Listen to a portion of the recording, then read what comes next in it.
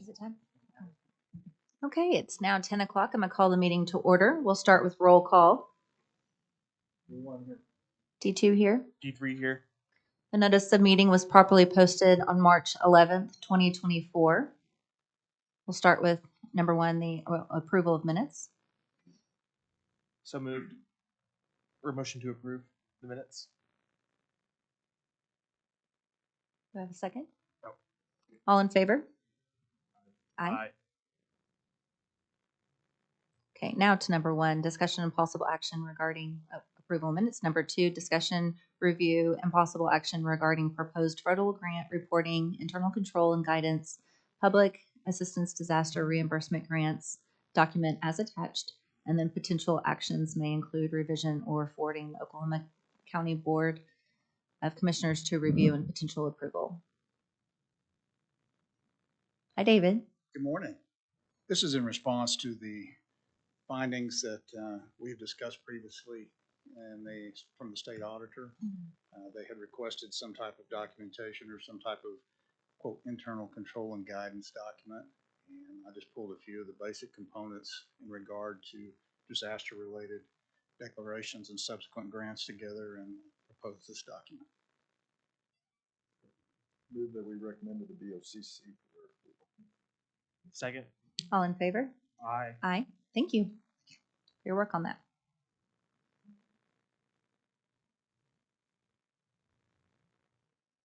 Okay, next is number three, discussion and possible action regarding selection of the March 2024 BOCC Employees of the Month.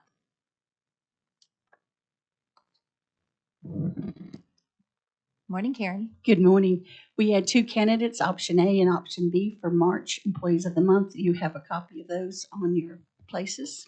And that's all we had nominated this month. Okay, I'll make a motion to receive document. Second. All in favor? Aye. Aye. Thank you. And then we need a motion to approve. B&A. Do I have a second? We have a motion to approve B&A. Bob. Second. All in favor? Aye. Aye. Aye.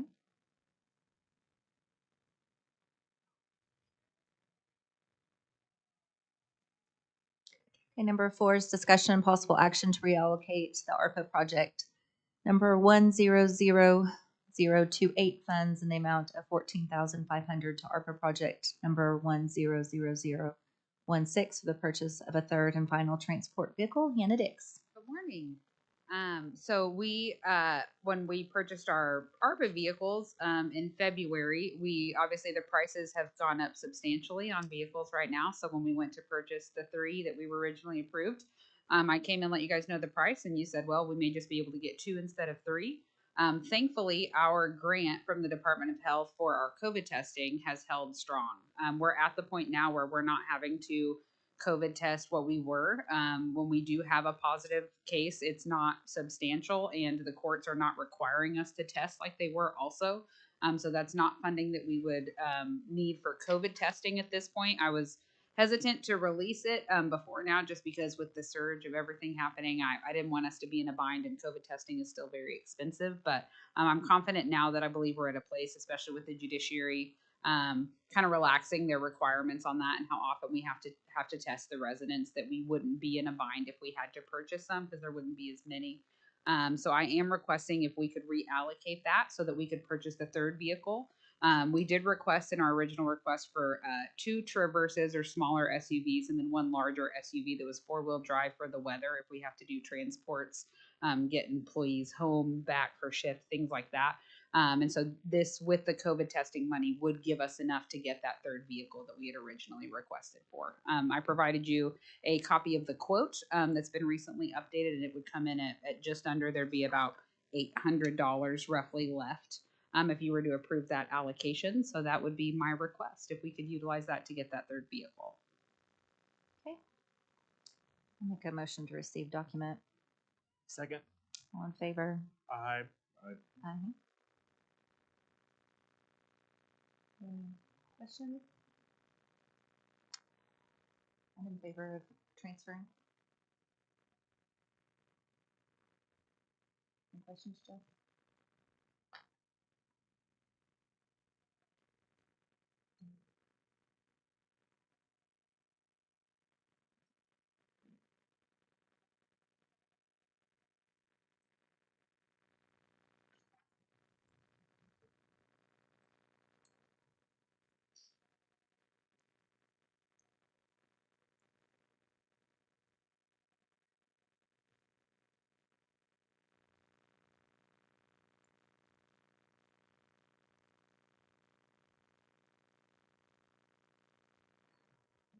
Okay. I'll make a motion that we would transfer, was the COVID testing a separate ARPA project? Yes. Do you happen to know that project number? It's 100028. That we transfer $13,639. I believe that's the difference in the funds that are needed from the COVID testing project 100028 to ARPA project 100016 to complete the purchase of transport vehicles authorized previously. So that would leave the remaining in the And COVID testing I'll fund. take care of that in a second. That's my motion. I'll second. All in favor? Aye. Aye. Aye. Okay. And then I would move that we would transfer the remaining balance in 10028 from that line item back into the main ARPA account. I believe that's 1415. That'll be my motion. Okay. Do we have a Second. All in favor? Aye. Aye. Thank you. Thank you, Mhm. Hannah.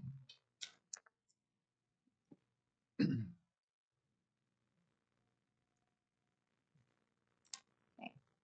Next is number 5, which is the discussion and possible action regarding policies, processes, procedures, and status reports related to the planning, oversight, and administration of Oklahoma County's grant program. Nikki, Good morning, guys. good morning.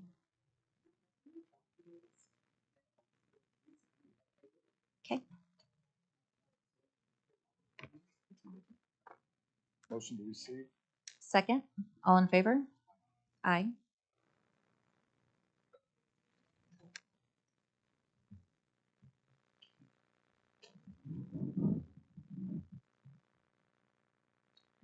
So I'll just go down the grants watch list, kind of like we did before. And what you guys have in front of you is a packet that I kind of put together that will walk you through our agenda items today.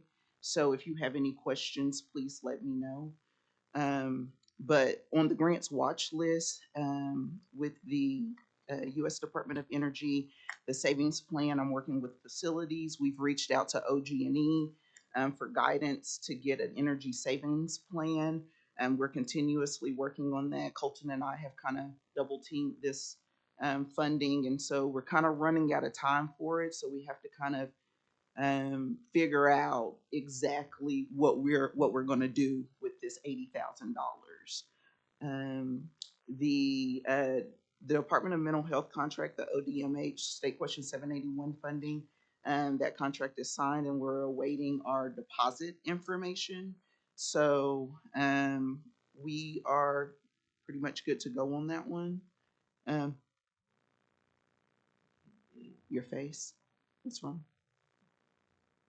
I was unaware we had a contract between the county and Department of Mental Health. Mhm. When did that pass? That's the one that I sent up for review.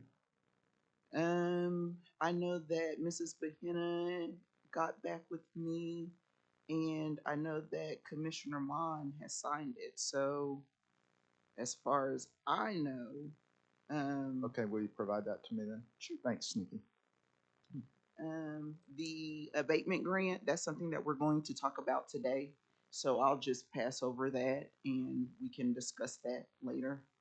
The Department of Commerce, the Workforce Economic Grant, we did not get that grant, but I am scheduling the time for us to get feedback on our application so that we can strengthen our application if we want to go forward next year for that funding. The ACOG Air Quality Grant for our EV chargers in Metro 1, Metro 2, the election board, and is being reviewed by the DA right now. So we have that contract, and it's being reviewed by the DA. The solid waste program is the exact same. Wasn't a lot of need for that. It's been used, it's been utilized, it's been reimbursed, so nothing more to talk about on that one. Our collaborative juvenile planning grant, we were not awarded it.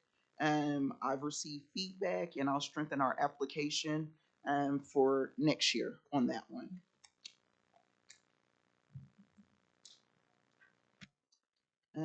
The Department of Education grant, the equipment was installed and we are working on the information that we need for reimbursement right now. The CPRG grant, we have submitted our survey. ACOG and their party have put together the master application and it has been submitted. However, I do not know if our portion of the application was submitted with the master application, but I'll find out more in the coming weeks. We looked at this Oklahoma 911 Management Authority grant, and we just did not have an eligible project. The RAISE grant, again, we just did not have an eligible project this year. And I want to bring attention to the last three grants that I've just added to the grants watch list. And one is a SAMHSA treatment drug courts grant. And it is a grant that would bolster certain services in our treatment courts. So that's fairly new. Of course, it will be a collaboration with our treatment courts. And the amount, we really don't know. Everything is still developing with this grant, but I had just wanted to get it on here and give you guys just a forecast of some things that I'm working on or working towards. In addition to the U.S. Department of Labor Pathway Home Grant, we applied for this grant last year. We were not successful. I have chosen a different partner this year, and I'm hoping that we can get a better result with this new partner. They're looking at it to see if it's feasible for them right now. We only have about 3 weeks before the application is due. And so we just don't know if that's just enough turnaround for us to kind of get everything done. It's such a substantial grant. It's a Department of Labor grant, and our partner has never successfully secured a Department of Labor grant. And so they're really wanting to just go through the compliance pieces to make sure that everything is okay and that they can kind of fulfill their part as a partner, because they would have a large piece in this grant, a lot of employees. So they're just making sure that they're okay to partner with us, but they're really interested. And that will be Diversion Hub. And then lastly, the Oklahoma Department of Homeland Security. I'm working on something with our IT department. They had several items that they had wanted to kind of take care of that were outdated and things of that nature. And so I went in and I kind of had a pre-consultation with them, and we talked about it. I found this funding. I forwarded it over to them to kind of see if some of the allowables that they had on their list would fit their needs. And in fact, it does. And so we're going to work towards that. The funding for this is kind of a rolling funding. That doesn't have a set close date. But they've got funding for a couple of years. They have funding left over from 2022 and funding left over from 2023, and they're having funding coming available in 2024.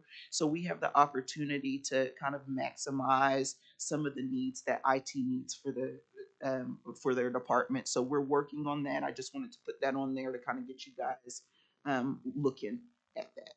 So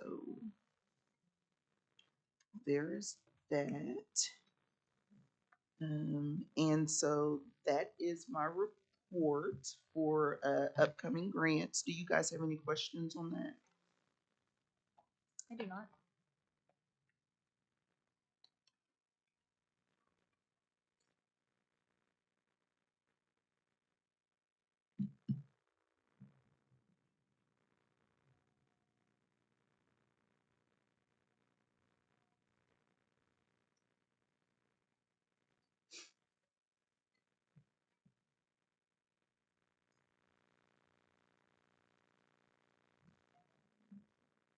Motion to receive report.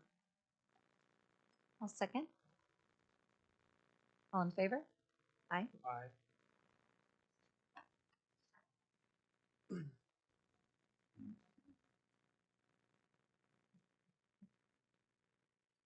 receiving doesn't mean we've approved the last three going forward though, right? Okay. I'd like some time to review those. And I included a little summary of each one of those grants in your packet, just so that you can kind of overlook them. So Yeah. the NOFOs are like 95 pages long, so Yeah. I didn't want to indulge you with all those other things. So there's that. Okay. So the next agenda item we have is regarding our opioid abatement grant. We did a RFP. We chose to do the RFP process. It was very, very successful. We had a total of 18 proposals submitted from various nonprofits throughout Oklahoma County, all worthy to have submitted something and have been read. Great proposals. What my recommendation is that we accept the top three proposers. And what I've done is in your packet, I've put those top three proposers in there, labeled 1, 2, 3, so that we didn't have to say their names. And if you have any questions, we can kind of talk about that. But those are the three that I recommend for selection and to be recommended to the BOCC tomorrow.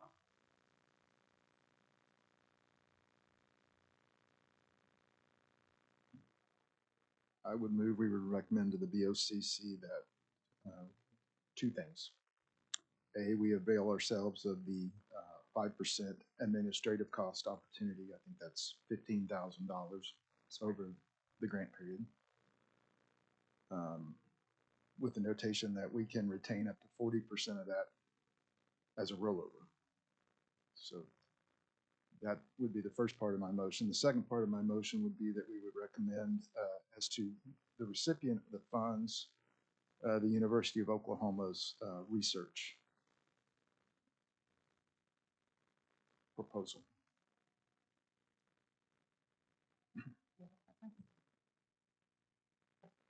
I prefer, I think our office prefers number one. It's alive.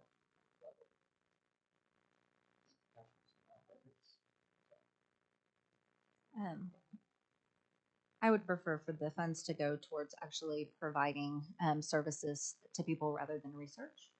And so, I think with regard to the proposal that I'm advocating for, it is services to people. As I understand it, it's up to 20 women who are pregnant, and they will receive treatment services. Not only will they, but their soon-to-be newborns will also be a recipient of that treatment. And the purpose here, I believe, is to develop ongoing treatment practices that will be applicable to a larger population going forward. So if we can catch mothers who are addicted to drugs, I believe we'll see a significant benefit going forward because of the newborns not having some challenging circumstances. So that it is not strictly research based. There is a actual component of treatment involved. So thank you for that clarification. I couldn't remember which one it was. So I'll second Joe's motion in order to make sure that the administrative cost, what was it? What percentage? 5%, and then the 40% of that could be rollover. And then I will also motion for the $284,813 to go towards OU Office of Research as one of our top three applicants for the opioid abatement grant. thank you for that second. All in favor? Aye. Thank you. Number 7 is discussion and possible action regarding an update related to the operations, processes, and procedures of court services. Grant Billingsley. Hi, Grant. Good morning. How are you? So it's been a few months since I've been able to report back. We had discussed in here, it's been a few months regarding some findings from CJI, Crime and Justice Institute. And I was taking those items to our advisory board to get some answers and come back, but we haven't had a quorum the last couple of times, so I wanted to come in and make sure I haven't forgot about you and still reporting back. But just And as a quick Grant, update, those- go ahead. Those items that you were gonna take to them were recommendations from CJI on a, pre-release criteria, right? Right, right. Uh, Yeah, it was their findings from, it started with Vera. Right, not ORAS, but something similar to ORAS. Right, yeah, well, that was one of the recommendations they And the made. second one was, So, yeah, I have them here. The first one was to potentially implement a validated risk assessment tool. And that was the PSA we discussed here. And we'll certainly discuss that at the next advisory board, as well as expanding the eligibility for folks to get an OR, a conditional bond. And by doing that, one of the things we could do is take a look at the mandatory exclusionary crimes list, because that's really the only thing that stops or limits a certain number of people from the potential to get released, as well as any other means to expand eligibility. So I'm putting on items. We have a meeting set for next week. Hopefully there's a quorum, and in the event we can, I'll make sure I have the PSA on there, the exclusionary crimes list, as well as any other means to expand the eligibility. I'm also going to discuss best practices. That's been mentioned several times in a lot of meetings. Just what are some of the best practices for pretrial release services? So I have a whole list, several pages of those and how they correlate to what we currently do and how we operate. Other than that, as far as our move is gone, just so you know, even though, we've moved and we're in different locations, our operation hasn't slowed down or changed, or nothing has stopped from us from doing what we currently do. We still come in at 4 or so in the morning. We get everybody who's been booked in the county jail worked up, processed. Everything's delivered to the courts, well before noon, to get those folks released. So. occasionally, well, I know when you would have those court services advisory board meetings, that you would provide some statistical information regarding the number of people that you're supervising, et cetera. Approximately off the top of your head, how many people per month is that right now? We usually supervise around 500 a month. 500. Yeah, and just for fun, I did look at a couple numbers just to consider. I know there's a lot of talk of when they look at stats, they go back to 2017, and that's when the same time when we expanded staff, we expanded our hours to do more to lower the jail population, because at that time it was about 2,300 people, and it went down very quickly to 1,800, 1,500, and down to where it is today. But just to put it in perspective, since then there's been, for court services, 9,403 pretrial releases, and per Mr. Ravitz's calculations, the way he calculated cost savings to the county, that's just over $31 million. So we just continue to do our part, do everything we can, and that's, just remember, that's on the front end. That's just what people really see. They see the number and how many people are released and what's the jail count, and forget about the back end. So when over the years, those 9,403 folks have been released from jail, they're still with us. So each defendant, when they're released, they're given a case manager, which is what we call them. But really, they take care of those people from beginning to end, and they're with them nonstop, making continuous contact. They help them navigate through the justice system and help them with any means necessary, texting, calling, you name it. And then a reminder too, we're still collaborating with social services.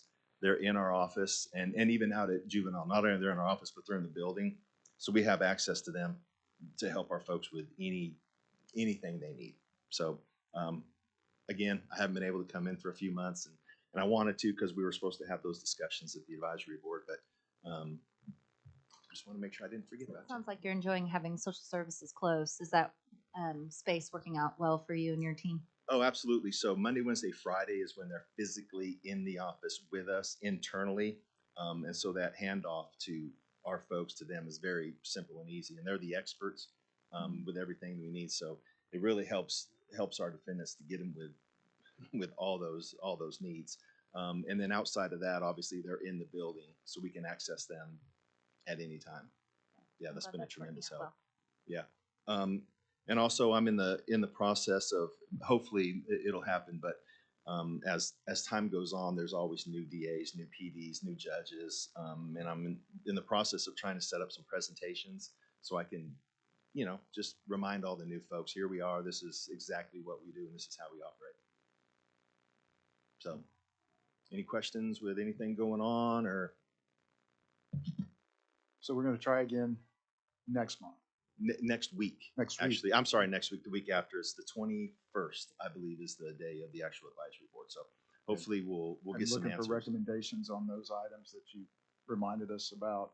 Absolutely. Yep, they'll all be Those on the, recommendations would be to the VOCC then, correct. right? Not Yep. us. Okay. Yep, absolutely. All right, and then, I don't know if you all noticed, but it's really just the third day, I guess, but each morning now, as crew availability allows, Grant and the Shine crews are coming through and, cleaning up the That's campus. great. Yeah, So, I'm glad Very you, much I needed. was gonna mention that, Brad, you brought that up. Yeah, Yeah, first Thank you for stop, arranging that. yeah, first stop every morning as we come by and park and circle the campus and clean up all the trash and Thank make you. sure that's going well. Yeah, it was noticeable the other day, Grant. good, I really appreciate that. good, awesome, good, yeah. Yeah, and if there's anything with that we can do to help, please reach out, don't hesitate. Thank you. That's all I got. Great. Thank you. Do we need a motion to receive the report? Sure. Second? All in favor? Aye. Aye. Okay, Danielle, you're up. Discussion possible action regarding policies, processes, procedures, and status report related to planning, oversight, and administration of Oklahoma County's ARPA funding allocation. Good morning. All right, we'll just jump right in. It looks like a long agenda, but it is not. But we will walk through the fund overview, which are numbers you guys have seen before and are familiar with. Some just updates on county and community projects, the work plan of the past 2 weeks, and what we're doing looking forward. The application portal update, specifically talking about the guidebook that we're creating, and then we have a couple project completion items as well. So getting into fund status, we have 82 approved projects. That number has been static for a while, hasn't changed.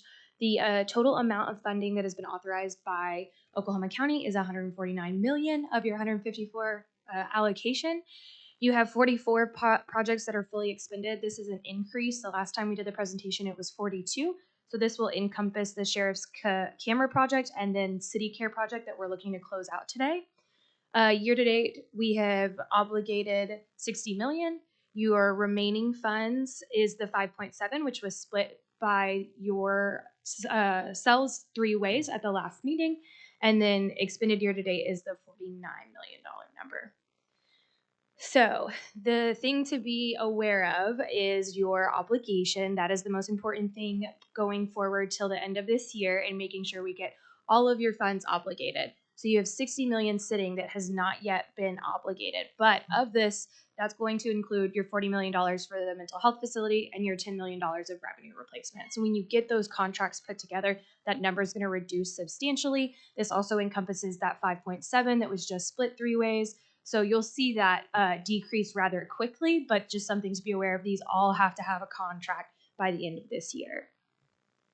This is just a quick overview of your total projects and where they're at. So like I said, you've got 44 that are completely expended, which was an increase.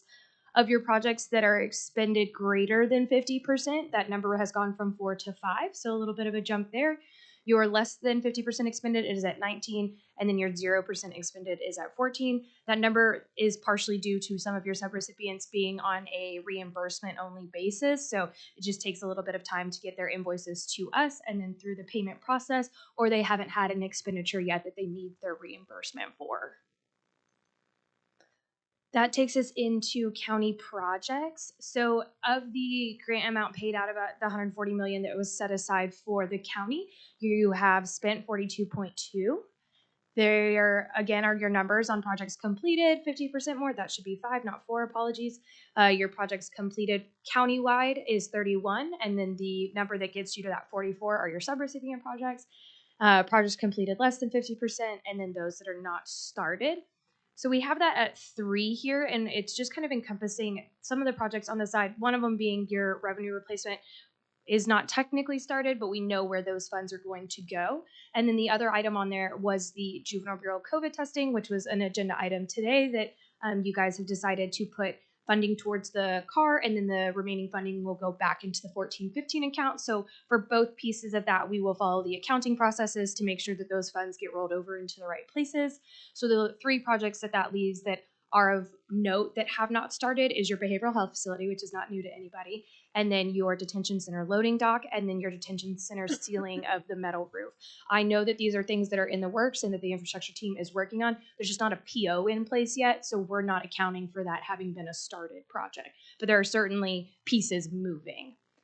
Things to be aware of that are upcoming. At the next meeting, we should have in hand the payroll and benefits justification for the sheriff's projects 43 and 44. So this is how they spent their time responding to COVID-19.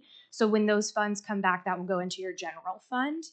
And then items just to be aware of as we continue this process, again, wanting to make sure we meet all of those deadlines by the end of this year, is you do have the local assistance tribal contingency fund dollars that have not been authorized or obligated yet. It's only $100,000, and these can be used for any governmental purpose other than lobbying. So just something we will want to continue to track. Small highlights, we are still waiting on network infrastructure upgrades. There's only been 1 reimbursement on that. We have done a follow-up and just haven't received a need from the detention center for the next reimbursement, but we will see them tomorrow during their site visit, so we can definitely put our hands on that and make sure. We've already discussed the local assistance tribal contingency fund and then the juvenile bureau's COVID testing, and we are getting prepared to close out. It's not on today's agenda, but the social services homeless trailer project as well. They are wrapping up their expenditures. That will take us through kind of updates on county projects. Do you guys have any questions?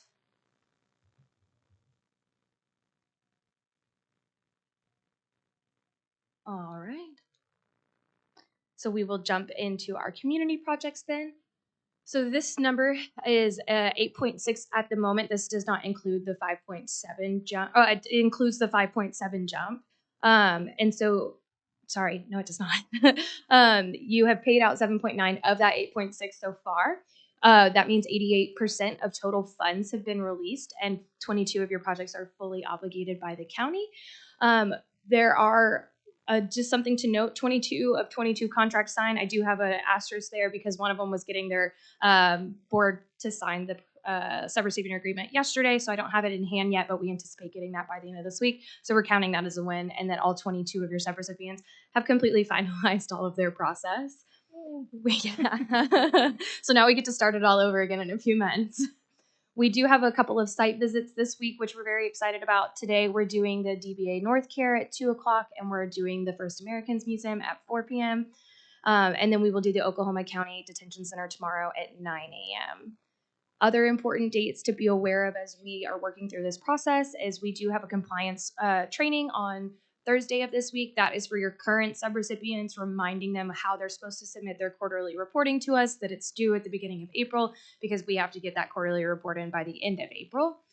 We will have them submit to us ideally by April 3rd. It is a quick turnaround for them. I know a lot of people are closing their books right at the end of the month, but that is just to kind of help keep things on track. And that way, if there's any questions about what they've submitted, we're able to go back and have those conversations with some leeway on time.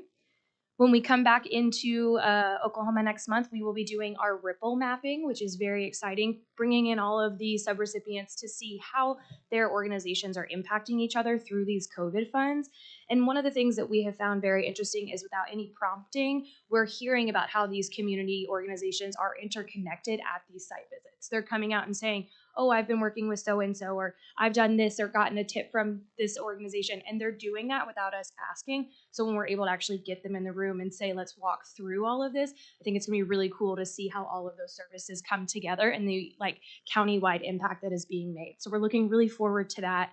And then after we get that exciting information, we're going to open the portal up again the week following on the 17th, and it'll be open through the 30th of May. And then we will get to bring in some new SEP recipients and hopefully do the same thing again later. So things that are noteworthy is the Hope Transportation Services closeout is upcoming. It's not on today's agenda, but it is an upcoming item. And then 2 of your medium risk SEP recipients pulled down their first payment, which is really exciting. So that was the Northeast Oklahoma Renaissance and then the First Americans Museum. So they were using it for marketing materials and things like that at FAM, and your Northeast Oklahoma Renaissance is doing housing projects. So that's very exciting. The things that we are looking at for the upcoming portal that will open is we've gotten a couple of ECs, which are your eligibility criteria that are a priority. So right now the form is focused on housing, mental health and addiction treatment, jail diversion, food assistance, and after school programs. Can certainly be added to or modified. That's kind of the current focus of that portal. We want people to know that anybody can apply, but these are probably more likely to get funding at this point in time versus something like an infrastructure or capital project. Are there any questions about the community portal or community projects? Awesome. So I won't go too far into this since you guys have already seen it, and a lot of this is duplicative information reminding of our site visits, our Ripple mapping. Again, that will be on April 9th. It is from 2 to 4 p.m. at the Accenture office, so you all are, of course, welcome to join as well. We have notified the previous applicants that the portal has opened. I know one other of the district offices has also sent out an email blast letting people know that the portal is going to be opening as well. We are going to do a banner on the Oklahoma County website again, letting people know how to get to it. We'll also banner that there are the webinar sessions. We'll do 2 online sessions and 1 in-person session. So we'll put all of that on the county website as well for access. And then in the past couple of weeks, we've been doing prep for these March site visits. That will be a continual thing for the next few months. We have been working on an application guidebook, which I will walk you through in just a second, just kind of giving people some information as this portal is reopening, and then preparing for those virtual and in-person sessions as well. Again, I'm not going to read this to you, but we'll jump into what it kind of looks like in the next few months. So it's very busy. As you can see, we've got a lot of quarterly reporting. We've got a lot of compliance trainings. We've got all of our site visits. So to break that down in a look ahead in the short term, these are the kind of the efforts that we're seeing. So this month, while we're here today, we will do the North Care visit and the First Americans. Tomorrow, we will have the site visit for the detention center. And then we have the compliance webinar on Thursday. So got a couple of action items in the next couple of days. Then we will have and that wording is incorrect, apologies for that. We will have an application portal workshop, and that is actually going to be on 3/26. That number got scooted over. And then the second application portal workshop will be on the 28th. So those will be your 2 virtual ones. And then your local assistance tribal contingency fund submission will be done by the 31st. That is likely going to be done today. We've put the numbers in, just need to get through and hit that submit button. But that is your March look ahead. And then jumping into April, same thing. We'll go into site visits. We've got Ripple mapping, which we can't talk enough about. We'll do another site visit again on the 10th while we're here. We will do the final application portal workshop on the 10th rather than the 19th while we're on site as well. And then we will have quarterly reporting submission going on from the 15th to the 18th. So that's your quick look ahead at the level of effort for the next couple of weeks. Any questions about timeline? On the local assistance tribal fund, you said you're going to put an agenda item for next month in order to discuss where those funds go. Did I hear that? Yeah, Okay, we thank can you. add that on there so we can just kind of get some direction on how we want to allocate or how you guys want to allocate Or them. recommendation to be Yeah. Okay. Absolutely. So this is just our portal update. What we're doing is putting together an application guidebook to kind of help the individuals that are applying know kind of what are the most asked questions and also how do I best prepare for this. So some of the frequently asked questions that we've built out is what is the budget? So right now you each will get a sliver of the 5.7 million. So we're letting people know that's what the county has in total left to disperse. The median amount of funding during the last round was $250,000. So we have that up there as well. We're letting people know currently there's no minimum or maximum in the amount of funding that they could receive. That's not something that the board has had a preference on. The portal will open on the 17th, closes on the 30th. We've talked, there are a couple of target clauses we think that the county is focused on, being that housing, mental health, jail diversion, food assistance, and after school programs. And then reminding people they do not need to renew their application. If they already submitted a project, it can still be considered. They can remove it from consideration. We do have a place on the form where they can say, we've actually already moved forward with this project. We don't need this funding anymore. But if there's a substantial difference in their project or they would like to have a new project, they will need to submit a new application. But if there's no changes to the previous, it will still be in consideration. And then again, talking about our information session. So that gives everyone just a quick frequently asked questions, helps you guys kind of get those out the door without having to repeat yourselves too many times. But then we will have an overall guidebook that will walk them through this process. So background on what is this grant? Where did it come from? How is it relevant to me? The eligibility requirements of that, specifically the ones that we are focused on as well. Then your application information. So this will be a walkthrough of instructions on each of these questions that will be in the portal so that they can do their preparation before they actually sit down on the computer to apply. So they can have all of it pulled together and then they'll be able to go in and quickly input it into the system. We are using a Microsoft Forms format this time rather than the county's system, and that will allow them to also get a copy of what they submit, so they'll know exactly what they submitted, but they'll have been able to prepare for it in advance as well. So this really helps them walk through that. We will let them know kind of what that eligibility process is and letting them know that that's all we're really looking at right now is saying, is this an eligible use of funds or not an eligible use of funds? And then the rest of that comes to the board's discretion.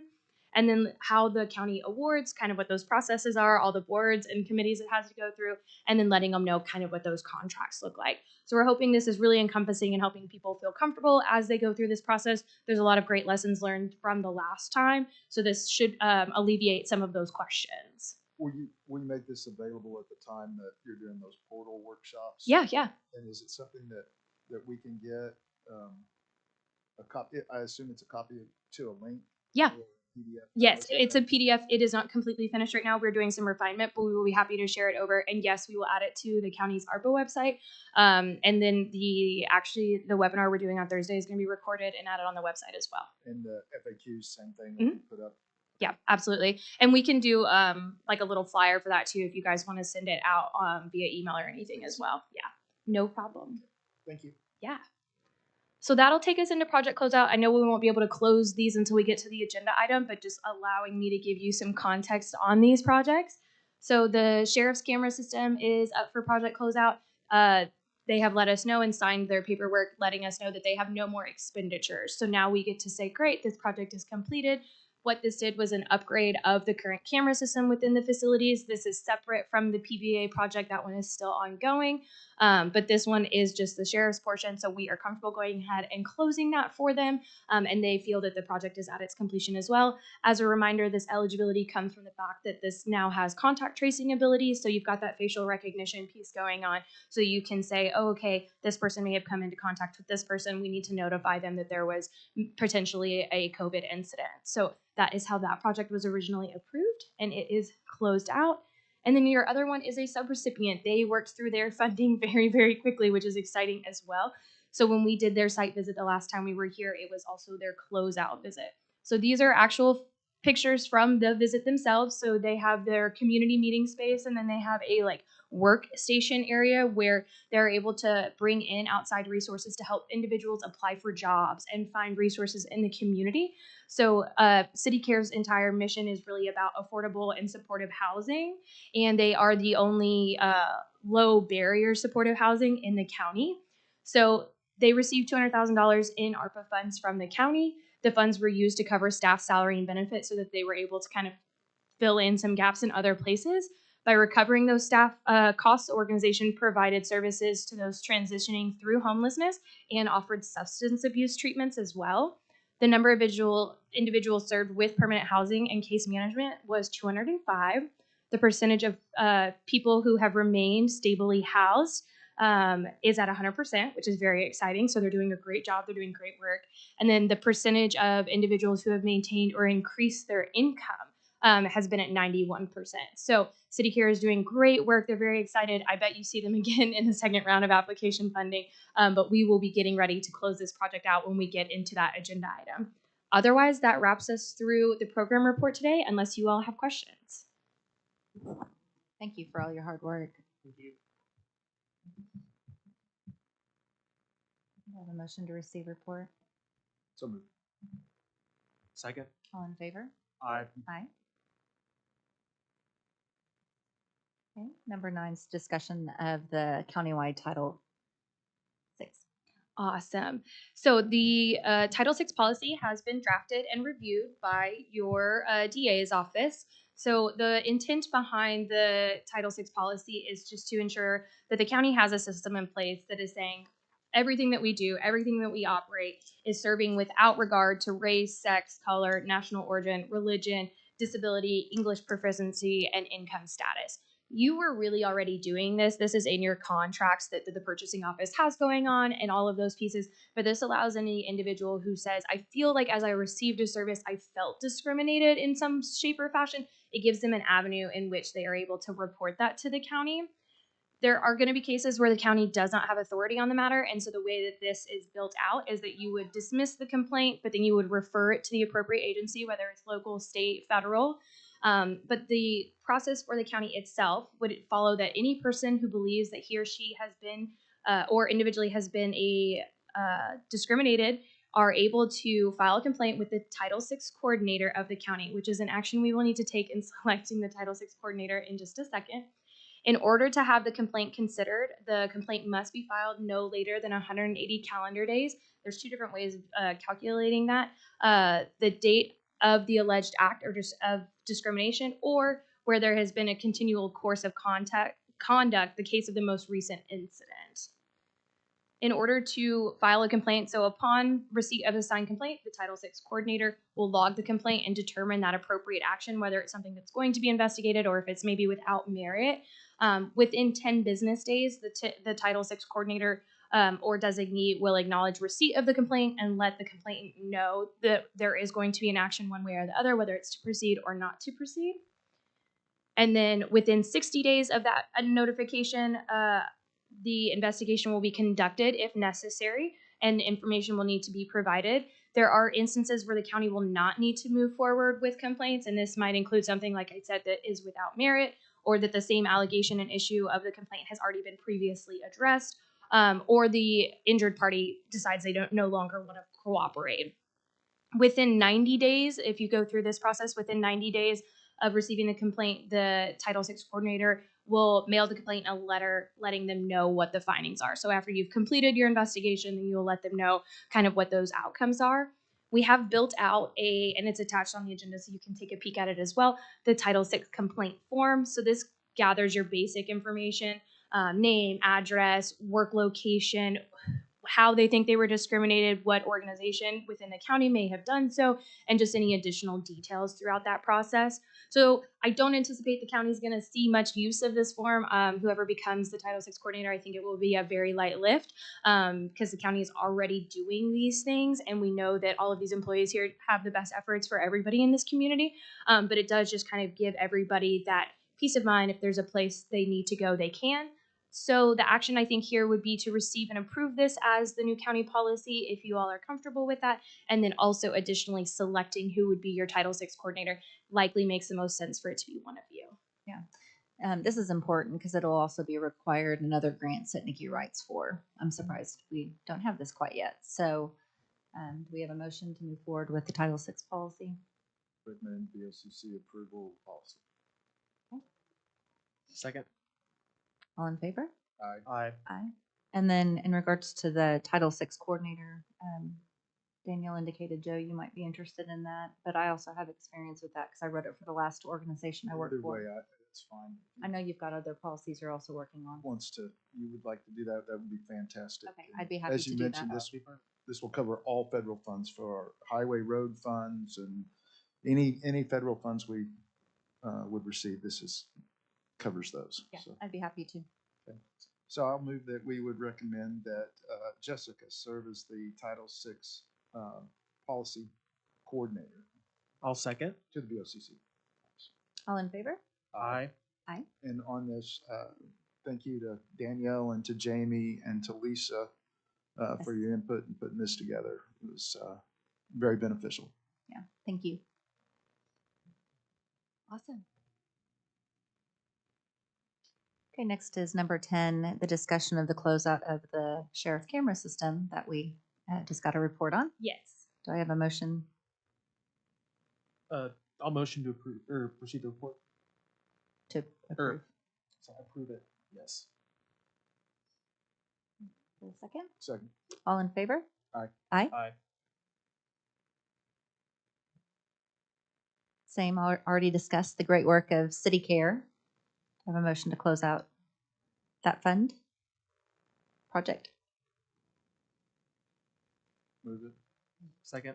All in favor? Aye. Aye.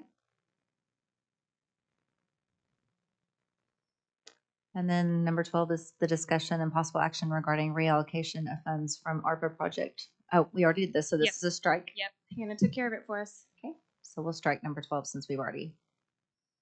Motion to Approved. strike. Second. All in favor? Aye. Aye. Okay, any citizen participation? Seeing none? Any board comments? No, thank you. None? New business? None? Okay, can I get a motion to adjourn? So moved. All in favor? Aye. Aye.